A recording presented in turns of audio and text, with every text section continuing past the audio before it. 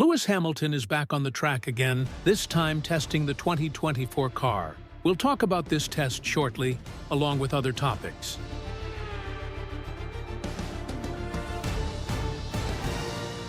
Hello, Pit Lane Report friends. Welcome to another video. I'm Giovanni, and Formula One is really starting to gear up.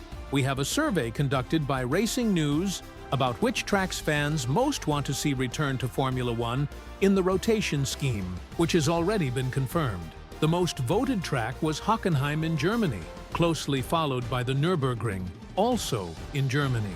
It seems fans are missing Formula One in Germany, and I'd say both tracks could indeed produce some great races. Hockenheim has two good straights for DRS, while the Nürburgring has at least two interesting DRS zones. Next up is Portimao, which has proven to be a fun track in recent years. The last race there was in 2021. We also have Istanbul in Turkey, which I really like, and just behind it, with only 2% of the votes, is Paul Ricard. Personally, I think Paul Ricard has been problematic for Formula One because they didn't set it up well. There are hundreds of layout possibilities, yet Formula One chose one of the weaker options, so to speak. Then we have Magny-Cours in France. But Magny-Cours is much more nostalgic than actually good for current Formula One. Considering the layout of Magny-Cours and today's cars, it's hard to imagine a good race there. Of course, it could happen, but logically, it's unlikely. Then there's Barcelona, which is expected to leave the calendar starting in 2027, and Imola, which we're unsure about, along with the Dutch track in Assen, which hasn't hosted a Formula One race. Which of these tracks do you find most interesting? I thought this survey was pretty cool. Let me know your thoughts in the comments. Now, let's get into Formula One, with George Russell mentioning the significant contribution that Valtteri Bottas could make to Mercedes with the knowledge he gained from the Ferrari engine. Bottas was with Alfa Romeo, which, as we know, runs on Ferrari engines, so his expertise could be valuable for Mercedes to understand how the Ferrari engine works. This will be particularly useful for the technical side of the engine division to identify strengths and weaknesses. Bottas is someone who already knows Mercedes and can provide interesting feedback. He's at home there. I completely agree with George Russell that Bottas could be a great asset. Plus, in the simulator, since he's familiar with the team and they know his driving style, it will be much easier to improve the car's development. So, essentially, we have Valtteri Bottas as a reserve driver who will be very useful behind the scenes. Toto has mentioned that Bottas will also act as a coach for Antonelli, a very young driver at just 18 years old. Bottas will help mentor this young driver, especially since he'll likely feel some pressure in his first season. It'll be interesting to see how this coaching role plays out. I think his experience will be beneficial. Moving on to Red Bull Racing, their 3-day tests in Imola have concluded, which means they were testing older cars, not the 2025 45 models yet. However, we have some interesting updates for 2025 from Red Bull's sister team. They will inherit the front suspension from the RB20, as well as the side pods.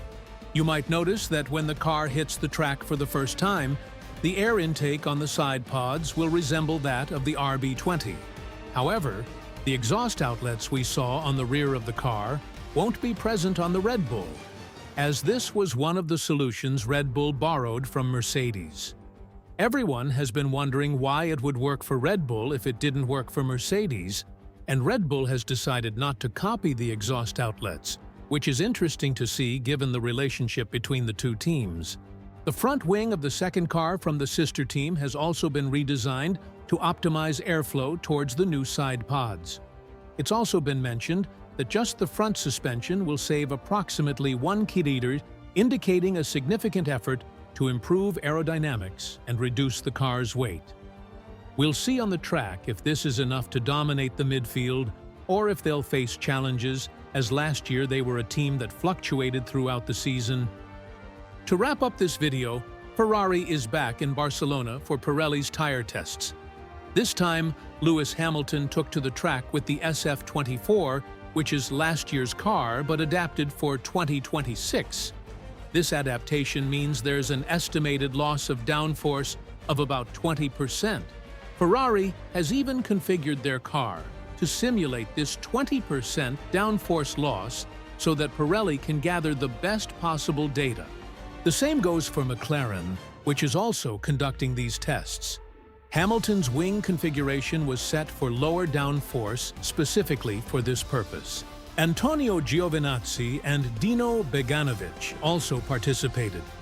We talked about Beganovic yesterday.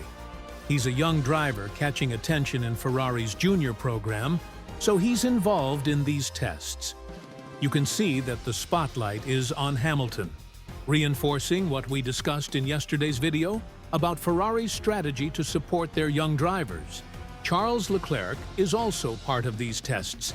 In addition to driving the SF24, he'll be recovering lost time with the SF2, which Hamilton crashed last week.